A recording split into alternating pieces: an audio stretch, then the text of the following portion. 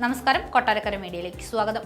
Kolenchery saint Peter's college പ്രിൻസിപ്പലിന്റെ നടപടിയിൽ അപമാനിക്കുന്നതിന് തുല്യമാണെന്നും സഹിഷ്ണുത എന്താണെന്ന് ടീച്ചർമാരാണ് മറ്റുള്ളവർക്ക് പറഞ്ഞു കൊടുക്കേണ്ടതെന്നും ഗായകൻ ജാസി ഗിഫ്റ്റ് പറഞ്ഞു. കോളേജിൽ പരിപാടിയിൽ പാടിക്കൊണ്ടിരിക്കുമ്പോൾ പ്രിൻസിപ്പൽ മൈക്ക് പിടിച്ചു വാങ്ങിയ സംഭവത്തിൽ പ്രതികരിക്കുകയായിരുന്നു അദ്ദേഹം. കഴിഞ്ഞ ദിവസം എറണാകുളം കോലഞ്ചേരി സെന്റ് പീറ്റേഴ്സ് കോളേജിൽ ജാസി ഗിഫ്റ്റും സംഘവും പാടിക്കൊണ്ടിരിക്കുന്നതിനിടയിൽ പ്രിൻസിപ്പൽ മൈക്ക് പിടിച്ചു വാങ്ങി.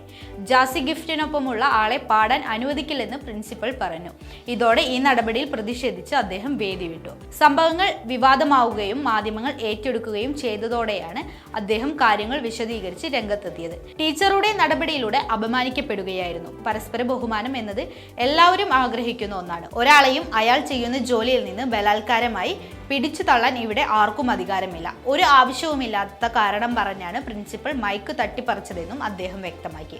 ഒരു കോളേജ് പരിപാടിക്ക് വിളിക്കുമ്പോൾ അവിടുത്തെ മാനേജ്മെന്റുമായി എല്ലാം സംസാരിച്ച് തീരുമാനിച്ചിട്ടാണ് പോകുന്നത്.